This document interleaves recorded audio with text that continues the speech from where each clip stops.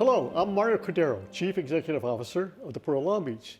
I'd like to welcome you to another installment of Port Update.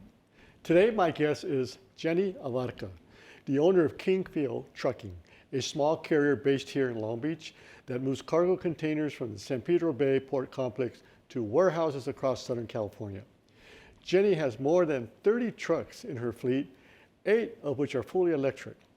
That's quite an achievement as the Port of Long Beach continues its pursuit to become the first zero-emission port.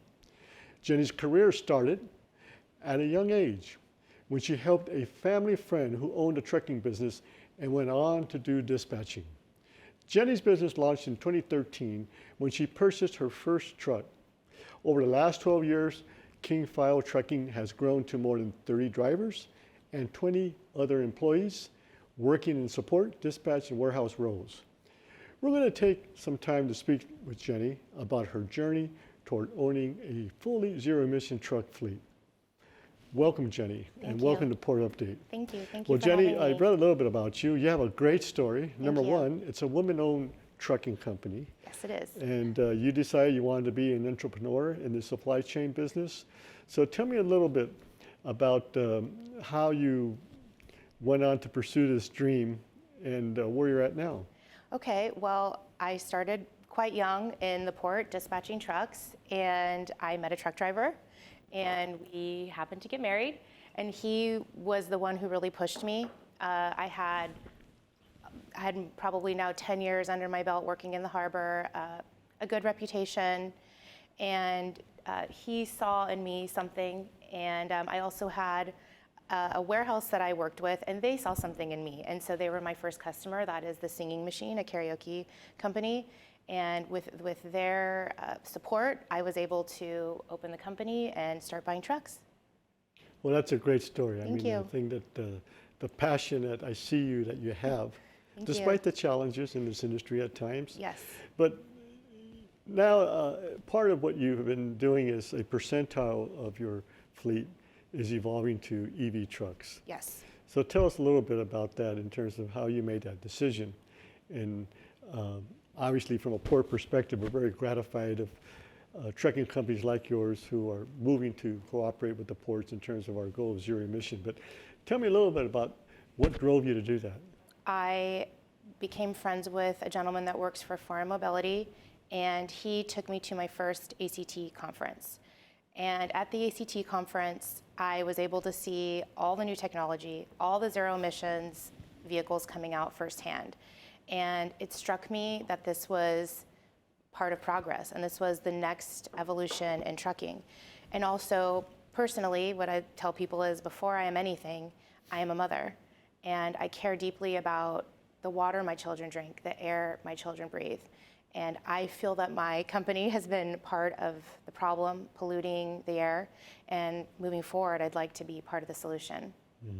Well, I love not only your passion, but the state of mind of trying to make a difference. Thank you. Because again, I think that's what drives a lot of people, at least in the trucking industry, to partake in this quest, because again, it's really based on a volunteer effort. It is a volunteer effort, you know? Yes. So speaking about that, yes.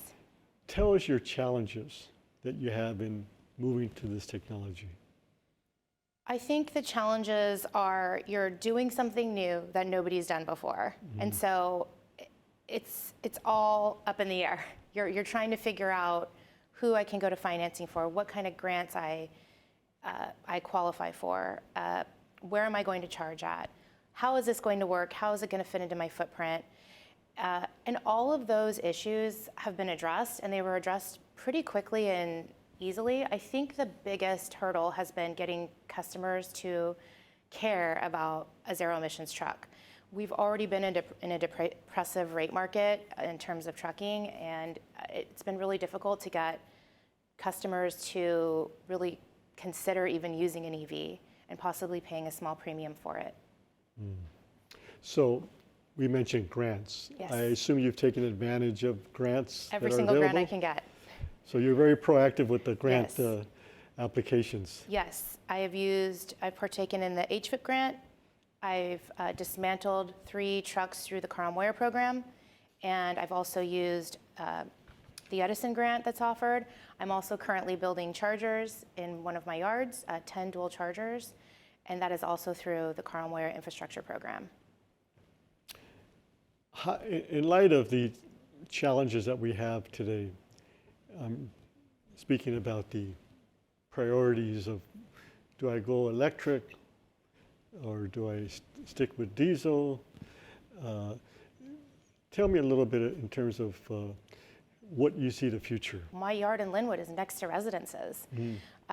So I would believe the city of Linwood would want my zero emissions trucks there making almost no noise instead of the diesel trucks, which are quite noisy.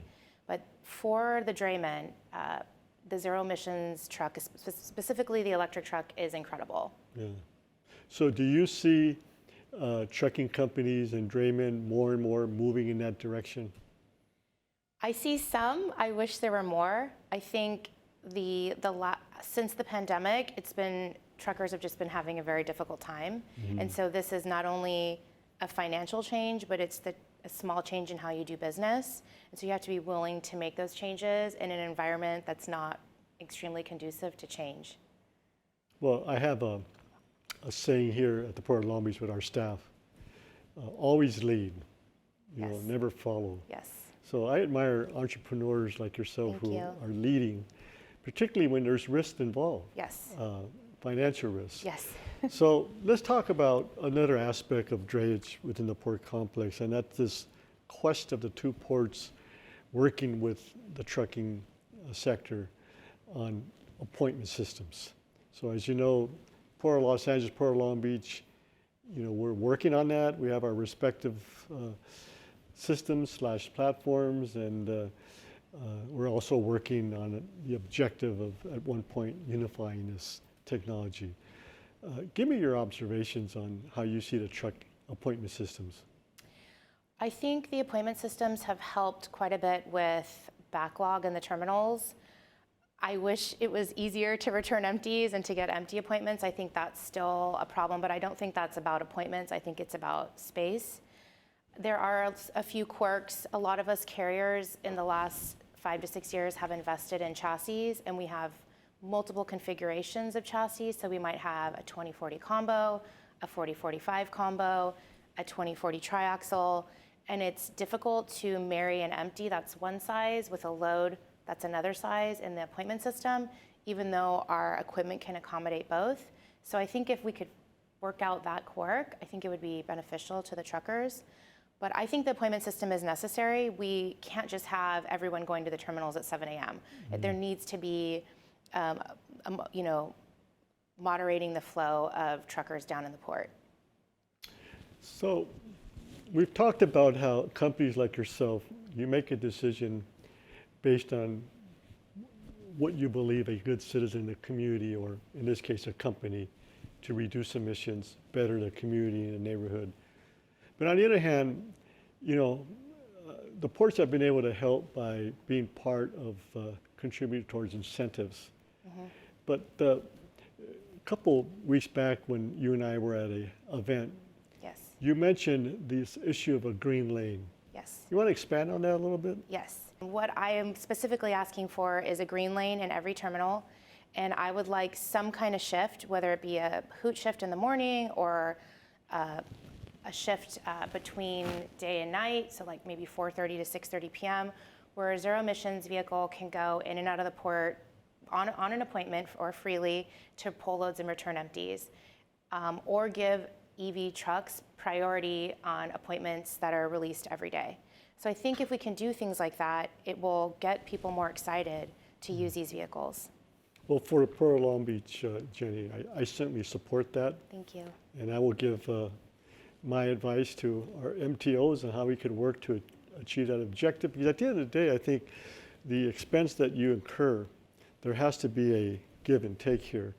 I think if we could also put you in a position to tell your customer how you could move that container with speed, reliability, and get some prioritization, you may be able to offer more to that customer. It would be a big help. They might pay a premium for that. Yes. So we'll see what we could do on our end. Okay. Now, challenges overall with regard to the supply chain. Ever since April 1st, there's been a lot of conversation of tariffs, the pro and con, what are the impacts. Tell me, as a trucking company, what have you seen so far in regard to the impact of tariff implementation, or at the very least, how has those conversations affected your operation? So draymen have a very specific trucking cycle. We are busy at the end of spring, all through summer and the fall, leading up into Christmas. And then after Christmas and the New Year, it tends to die down. We all go on vacation and sleep 10 hours a night. And that cycle is extremely important to us. We plan our business around it. And since the end of the pandemic, that cycle has been disrupted. So it's very difficult to plan, to grow, to give raises, to do things that you want to do with your business when you don't know what the cycle is. You don't know, am I going to have a peak season? Am I going to need to buy more chassis? The cycle's been disruptive, and it's been hard to plan and grow, give raises as a business. I think also it's just the fear of the unknowing, like what is going to happen? What are we going to do? I think all of us are kind of just like looking back instead of looking forward and being able to move forward and do all the wonderful things we want to do as business owners.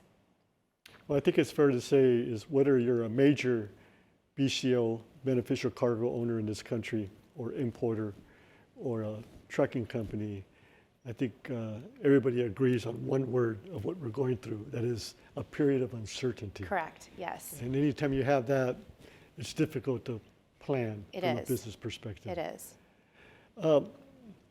Now, I'm going to give you an open question, which basically is not really a question, it's an opportunity in our last couple of minutes here. Let's see, I'll give you 5 minutes. 5 minutes, okay. Have an opportunity here to tell us what you would like to see as a trucking company here in the San Pedro Bay complex. What is it that I think that you think these two ports could continue to advance with the important drayage sector here in this complex? Okay. Well, the future of my business is zero emissions. This is where I'm going. I am on the Net 30 plan. I plan to be zero emissions by 2030. And what I need to do that is I need incentives.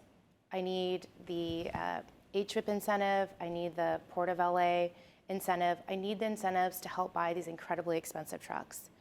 I need priority service in the terminals. I need priority service with appointments. And I need the port and terminal operators to talk to shippers about using carriers like me, because we are willing to put our neck out there and change the face of trucking. I said that was it for my questions, Okay. but I'm just curious because we are seeing an evolvement on EV choices in terms of heavy duty trucks. Yes, Still, we have a long ways to go. I agree. I attended an event in El Segundo, Hawthorne. It was a Tesla event in 2021 where they inaugurated the all-electric Tesla Yes. heavy-duty truck. That was, what now, 4 years ago? Are we seeing Teslas coming into play now at the... So I have signed an NDA with Tesla. I have been to the Tesla plant in Reno. I am incredibly excited about the next 3 years in trucking. I think it changes everything for us. Great. What we're able to do, where we're able to go, how quickly we need to charge, what it looks like to be a zero emissions carrier. And I think also the other truck manufacturers and OEMs are going to also step up to the occasion and hopefully answer with their own product about what Tesla's doing. But I'm incredibly excited, and you will see King Fio in a Tesla truck. Well, it's great to hear Thank you. with regard to the ongoing progress and choices that we have, or that Yes. you have, in terms of truck models or trucking companies, better, manufacturers. Because again, I think back in March of 2020, March 9th to be exact, when the two commissions at the Port of Long Beach, or the Port of Long Beach and Port of LA, the two commissions came together to act on the clean truck rate. There were many who believed that EV trucks were right around the corner. I remember saying at that time that I thought 2027 would be the year where we start seeing this movement. Based on your comments today, I think we have a lot of optimism We do. that it's coming and hopefully more affordable. And once we get them more at scale, I think it's not only better for the community, but better for truckers to again make this transition that's very important for us to meet our zero emission quests. Yes. So with that, Jenny, thank you so much. Thank you for having me. Appreciated you taking the time to come here to the Port of Long Beach, but more importantly, to give your views as a woman Thank who you. owns a trucking company I do. who's committed to make this environment Yes. better. We're all excited to achieve zero emissions at the Port of Long Beach, both with drayage trucks and cargo handling equipment, and to eventually decarbonize links in the supply chain. Business owners like you will help us get there. So thank you all for joining us for another edition of Port Update, and that's it from the Green Port, Port of Long Beach. Thank you.